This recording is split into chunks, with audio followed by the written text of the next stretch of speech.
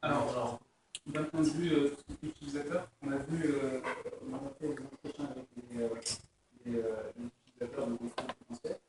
C'est des trucs qui sont complètement envisageables. Et après, on est parti vérifier justement par rapport à d'autres offres que les transporteurs électroniques qui ont des prix plus importants que ce que nous on peut.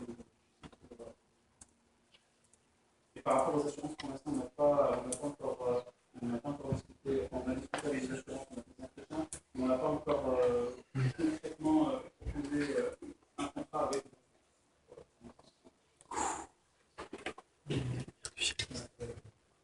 Vous avez souligné une force qui est déjà complétée par d'autres acteurs. Nous avons les banques qui, eux, ont déjà accès à une masse de clients extrêmement importante. Comment vous pensez pénétrer le marché et démarrer de zéro? En fait, le truc, c'est qu'on a vu l'ensemble des solutions de coffre-fort électronique proposées par les assurances ou les banques. Je trouve que ces coffre-forts ne marchent pas très bien parce que c'est des coffre-forts proposés justement par les banques et les assurances. Et en gros, on se passe comme tiers de confiance. On vient, en gros, on est indépendant de la banque et de l'assurance. Et je pense que c'est ça vraiment qui va faire la force de l'application. En plus de son interface qui est plus simple, plus sympa, plus simple à prendre en main. Donc, le produit proposé par les assurances. Comment on devient un tiers de confiance? On n'a pas de marque, et alors qu'à priori, plutôt dans son banquier, Nous, au départ, comme on a voulu, justement, on a vraiment voulu donc, s'intégrer pour justement déjà avoir un peu de légitimité, s'intégrer à l'assurance pratique. On va développer un produit qui est vraiment, correspond réellement aux besoins des assurances à la fois, mais également du client des assurances. Donc, c'est pour ça qu'on a choisi cette stratégie. C'est vraiment pour essayer de répondre à avoir la légitimité sur ce produit.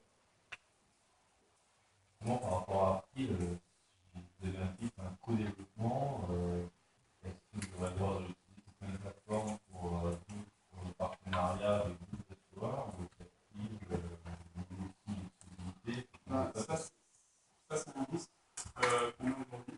C'est juste qu'on ne peut pas essayer d'éviter justement qu'il n'y ait pas d'exclusivité. En tout cas, s'ils ont une exclusivité aujourd'hui, nous, on ne souhaite pas qu'ils aient l'exclusivité parce qu'on pense que réellement, l'application, c'est de qu'elle soit vraiment forte et qu'elle soit près des nouveaux clients. Il faut qu'elle porte une masse, pas uniquement des clients d'une seule assurance.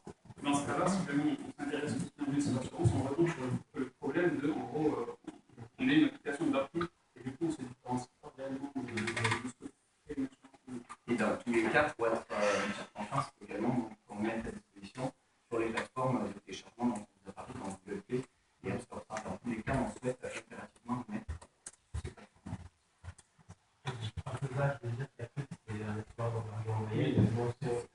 Non, mais je suis d'accord, mais par rapport à ça ou à Alliance, c'est exagéré. Démarrer du gros dossier dans la maison et les futures, ça va être un frein justement à l'évolution de notre système. Et comme vous avez ciblé l'analyse ancienne. Alors, sur l'intégration des données, vous pouvez dire dans l'application.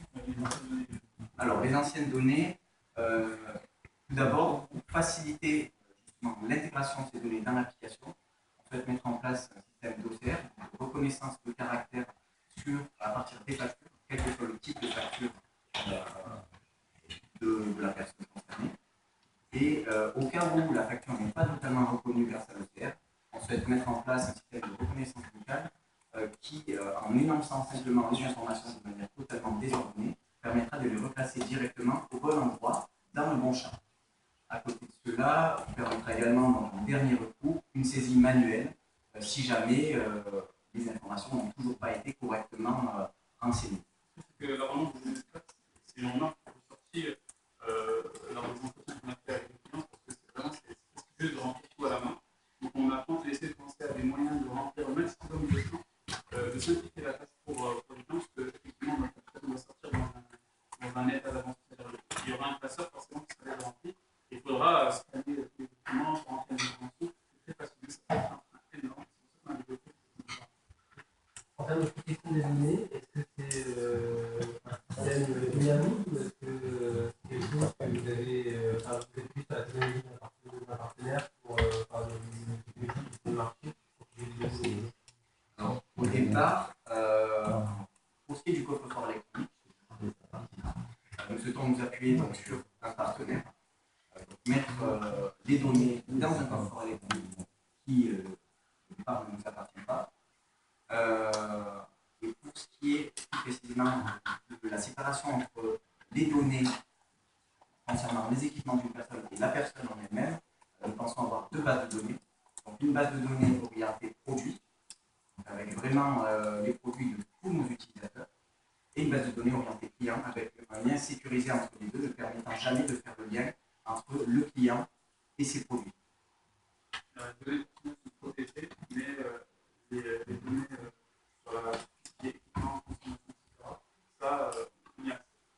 Et tout ce qui est donc documents fournis par les utilisateurs seront stockés de manière totalement cryptée dans un coffre-fort sécurisé. Déjà pour l'autorisation, je pense que vous allez quand même vous marrer, parce que je pense qu'il y a une fête, ça fait déjà 2 ans qu'il se passe dessus, et en termes de reconnaissance de facture, ils en sont encore à des milliards d'années. Donc ce sera quand même délicat, en tout cas à court terme. Je n'en doute pas, donc je peux y aller. Et en fait, après, ce qui est marrant, c'est que finalement, vous allez mettre vous donner dans un secteur de et donc à ce moment-là, moi je pose des questions, c'est votre métier, c'est quoi? C'est est-ce que votre métier c'est d'être confortant et finalement la concurrence, etc., vous analysez, c'est quoi une confortant? Alors finalement, votre métier c'est l'assurance, c'est d'essayer de monter des applis intelligents. Voilà. Alors nous, on s'interface vraiment, on va se greffer sur en interface pour les commerces. Ça va être l'utilisation de c'est-à-dire ces documents sont sécurisés.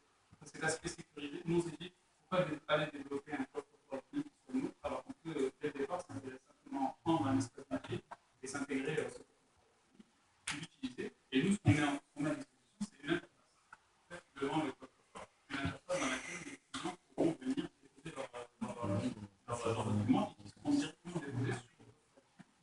Pour répondre à votre question sur pourquoi on a considéré les coffres-forts électroniques dans la concurrence, tout simplement parce que du point de vue des utilisateurs finaux, ils ne sentent pas la différence, c'est-à-dire qu'eux vont utiliser un coffre-fort électronique pour déposer leurs documents, ou notre application qui va utiliser un coffre-fort électronique, mais au final, du point de vue de l'utilisateur final, ce sera l'utilisation d'un service. Voilà. Pour l'utilisateur final, il verra que sur notre application, on va dire que c'est une plateforme sur laquelle il va déposer ses documents. Soit il passe directement dans le coffre-fort électronique, soit il passe par. Le sujet, c'est que votre métier, c'est pas plutôt de dire c'est le gay. Enfin, c'est juste que votre valeur, c'est que j'ai un sinistre et je vais utiliser votre plateforme. Non, pas que ça. Pas que, non, au moment des sinistres. C'est votre valeur. C'est vraiment un moyen de faire l'inventaire des documents que vous avez fait. Il se trouve que c'est bien utile pour malheureusement mais c'est vraiment également pour avoir un coup sur l'ensemble des documents que vous avez fait. Voir la valeur réelle que vous avez dans votre patrimoine. Il n'y a pas uniquement la facilité. Vraiment.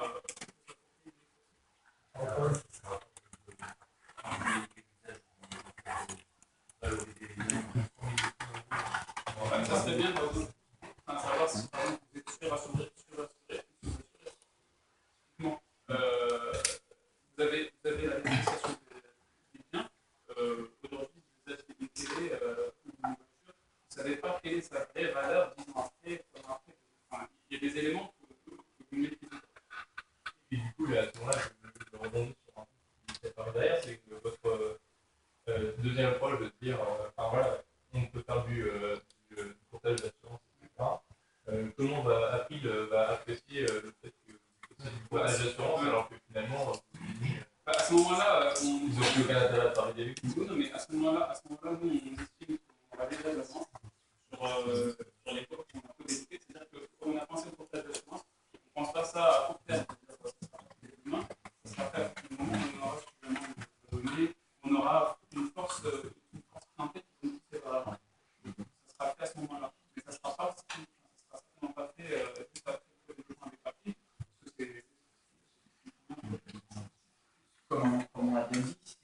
potentiel de l'application.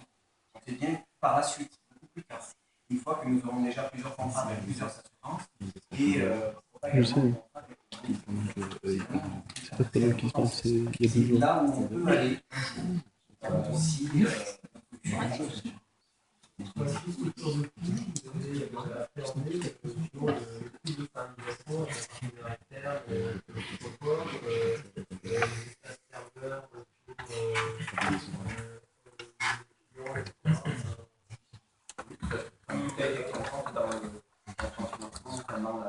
vous avez contacté des fournisseurs pour les coffres forts électriques, on s'est renseigné essentiellement sur Internet, on n'a pas contacté directement les fournisseurs, on a essayé de trouver les solutions les plus adaptées pour le stockage et pour également c'est-à-dire que la phase de validation de ce dispositif est encore à pour l'approfondir encore un peu, mais on a globalement le coût de la solution. C'est-à-dire qu'on hésite peut-être entre quelques solutions, mais globalement, le prix ne varie pas trop entre une solution et une autre. Alors, oui, Presque parfaitement. je partage la question incisive, mais elle a quand même une importance dans le contexte. On parle de données personnelles de la clinique. Non. C'est pour ça qu'on a mis en place de dédier en gros la base de données personnelle de la base de données. C'est-à-dire aucun lien ne pourra jamais être fait entre un utilisateur et ses produits. À partir du moment où c'est uniquement des statistiques globales, il n'y a aucun souci.